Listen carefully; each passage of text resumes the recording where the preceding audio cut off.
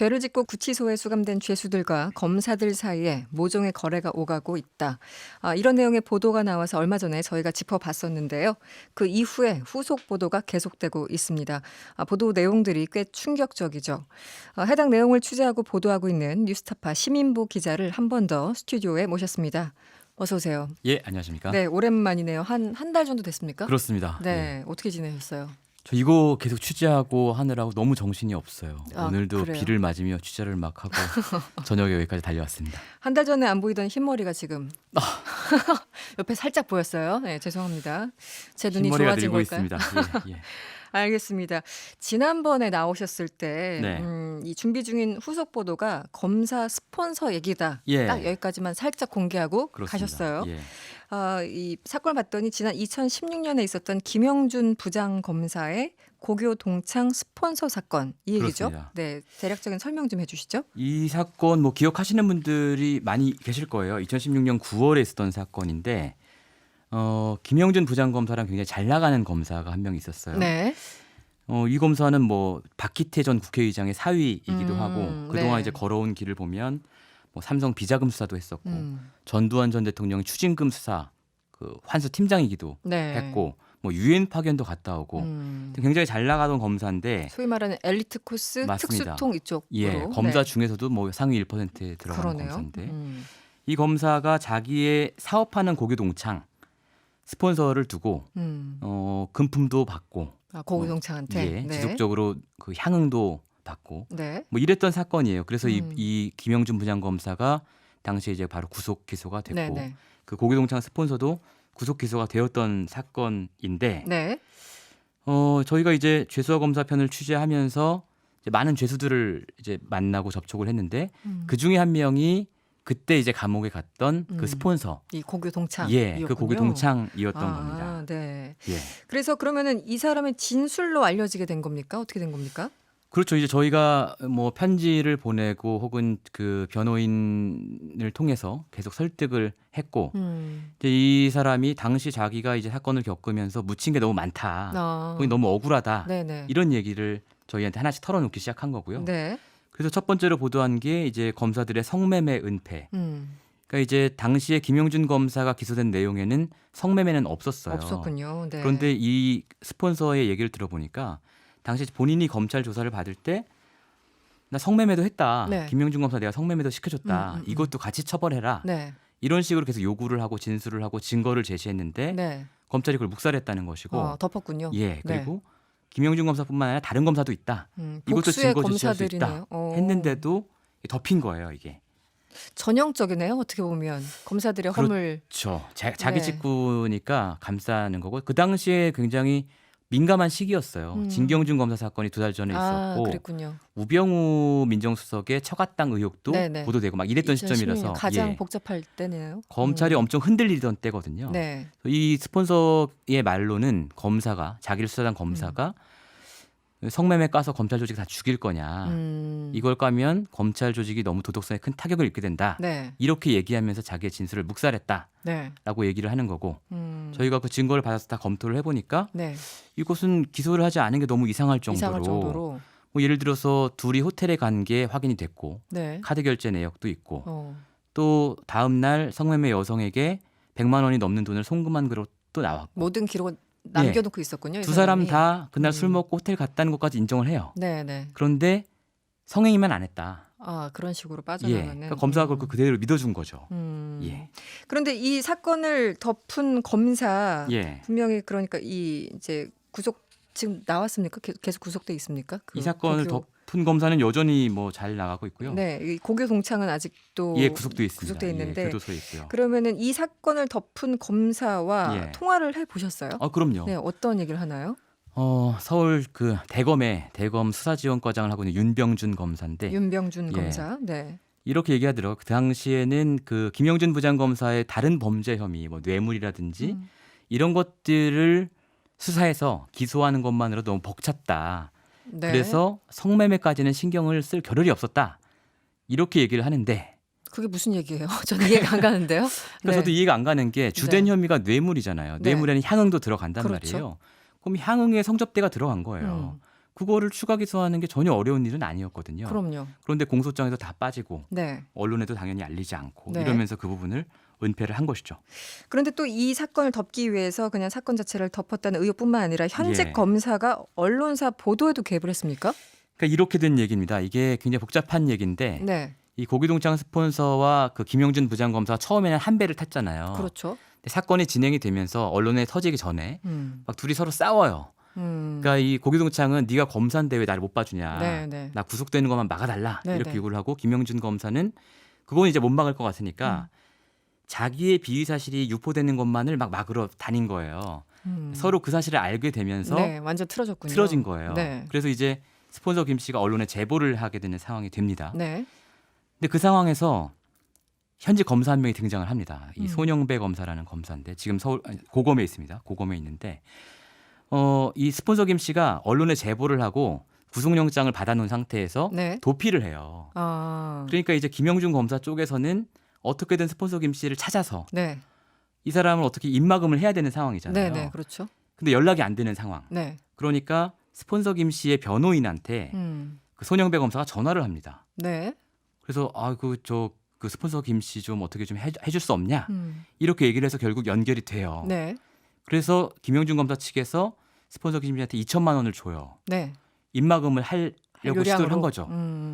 그런데 이제 어쨌든 결과적으로 그 작전이 실패해서 언론 보도가 나오게 되죠. 네.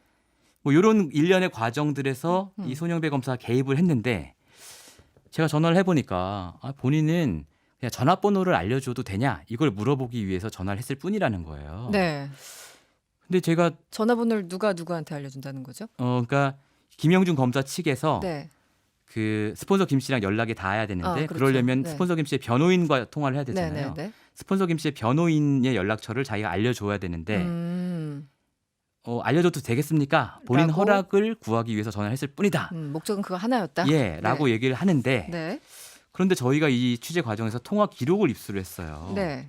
통화 기록을 입수했는데 이 손영배 검사와 이 김영준 검사 쪽의 일을 돕던 박수정 변호사라는 사람이 있는데 네. 그 긴박했던 1박 2일 동안 19차례 통화를 합니다. 두 사람이. 두 사람이. 네. 그리고 김영준 검사도 18차례 통화를 하고 네. 좀 더 시간을 넓혀서 한 6개월 정도로 보면 그러니까 이 스폰서 김치 사건이 불거지고 나서를 보면 뭐 수십 차례 특히 이제 김영준 검사 쪽의 박수정 변호사랑은 네. 130번 통화를 했어요. 굉장히 긴밀하게 연락했네요. 네. 그래서 제가 아니 이렇게 많이 통화를 하지 않으셨냐? 네. 라고 질문을 했죠. 네. 그랬더니 저는 그렇게 통화를 하면서도 그건 얘기는 안 했다는 거예요. 뭐 날씨 얘기했습니까 그러면은? 아니 근데 네. 우리 이승원 앵커께서는 네. 입사 동기도 있으실 테고 대학원 동기도 있으실 텐데 네. 통화를 그렇게 자주 하십니까? 잘 안 하죠. 카톡으로 한다던가 뭐 어쩌다가 한다던가. 네. 한 분기에 한 번 하면 친한 친구잖아요. 그렇죠. 네, 네. 그런데 6개월 동안 130번. 130번. 이거는 예. 좀 과도하게 친하네요. 그 두 분이. 그러니까 제가 갖고 있는 심증은 네. 단순히 그때 전화 한 번 한 것만 개입했을까? 다른 개입도 더 있었을 것이다라고 저는 보는데 본인은 부인하고 있습니다. 계속 부인을 하고 있고요. 예. 문제는 검찰에서 그 사실을 알았어요. 이 일련의 과정들을 검찰이 손영배 알고 검사가 있었는데. 개입을 했다는 것도 알았는데 손영배 검사한테는 그 소명서 서면 한 장 받고 그냥 네. 끝나버린 뭐 징계도 없었습니까? 전혀 없었습니다. 그런 사건입니다. 그러니까 문자를 마침 주셨네요. 0252번님.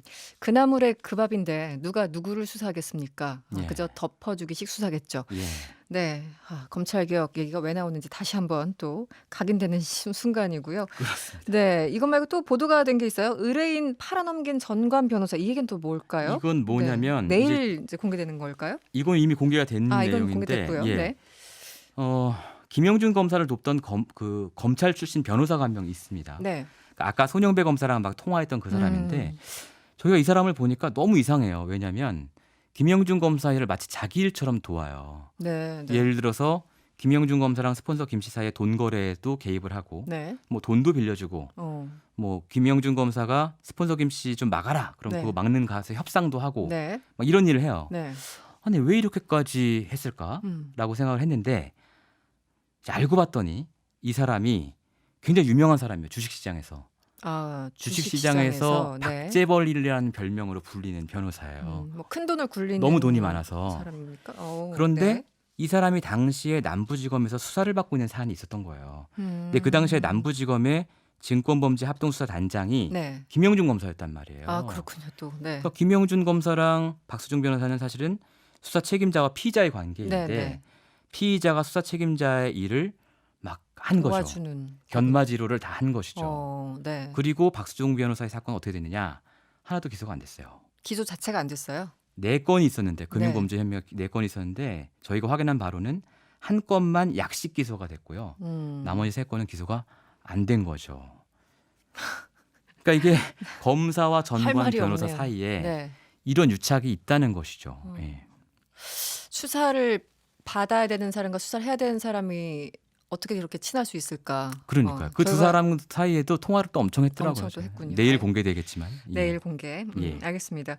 이 검찰 그 시민보 기자는 예. 사회부 쪽에 많이 계셨잖아요. 예. 역시 지금도 변하지 않는구나 뭐 이런 생각입니까? 그나마 예전부터 깨끗해졌다 뭐 어떤 상황인가요? 저는 네. 뭐 깨끗해졌다고 전혀 생각하지 않고요. 네, 네. 왜냐하면 이 검찰의 수사라는 게 제 생각에는 일종의 블랙박스 같아요. 그래서 안에다가 이제 뭐가 들어갑니다. 네. 투입구로 뭐가 들어가요. 뭐 사건이 들어가고 피의자가 들어가고 뭐 들어가서 그 안에서 어떤 일을 하는지 아무도 몰라요. 네, 네, 네. 그리고 딱 하고 결과만 토해내는 거죠. 그런데 그 과정에서 검찰이 갖고 있는 권한이 너무 크기 때문에 네, 네. 일단 하얀 거를 검게 만들 수도 있고 네, 네. 검은 걸 희게 만들 수도 있고 네. 명백한 범죄가 있는데 이것을 기소하지 않고 넘어갈 수도 있는데 그걸 아무도 몰라요. 알 수가 없는 구조라는 거죠. 그래서 저는 이게 굉장히 구조적인 문제다 이렇게 생각을 하고 있습니다. 어떤 분은 사석에서 검찰 그 수사 과정을 보면은 여자를 남자로 바꾸고 맞아요. 남자를 여자로 바꾸는 거 외에는 다 할 수 있다. 검찰들이 네. 그만큼 권력이 크다 이런 얘기를 많이 했었는데 그것도 좀 할 수 있지 않을까? 그것도 할 수 있지 않을까? 저는 네. 사실 오늘 시민보 기자를 기다렸던 게 예. 이거였어요. 예. 윤석열 검찰이 예. 조국 후보자 관련해서 정말 전격적인 압수수색을 동시다발로 했어요. 며칠에 예. 걸쳐서. 어떻게 보셨습니까? 이건 당연히 해야 되는 겁니까? 아니면은 의견을 좀 듣고 싶었어요. 네. 그러니까 검찰의 사건이 특히 고발 사건이 어마어마하게 쌓여 있지 않습니까? 근데 제가 그 어떤 시민단체가 고발을 하든 네. 아니면 정당이 고발을 하든 간에 검찰이 고발 사건을 몇 년 동안 묵혀놓고 있는 것도 있어요. 있죠. 네네. 그런데 이건 고발 들어가자마자 수사를 한 거잖아요. 그렇죠. 그러니까 이게 뭐 살아있는 권력을 겨냥한 원칙 있는 수사다, 예외 없는 수사다라고 네. 보기에는 네. 아니 갑자기 그 왜 기존했거든 이러지? 다 예. 원칙을 깨졌어. 네. 근데 검찰이 고발을 받고 네. 이것을 수사 착수를 언제 해도 아무 상관없는 거예요. 음. 그건 검찰의 고유 권한이니까. 네네. 그러니까 저는 검찰이 이렇게 빨리 수사에 착수한 것은 어떤 의도가 없을 수가 없다. 네. 이렇게 생각을 하고 있습니다. 뭐 야당에서는 뭐 뒷북 수사다 이런 비판이 나올까봐 미리 했다고 하는데 예. 그동안 글쎄요. 그랬던 사건이 뭐 한두 가지입니까? 알겠습니다. 1918번님 예. 도대체 검찰들이 왜 이럴까요? 사법개혁이 정말 필요하다고 생각됩니다.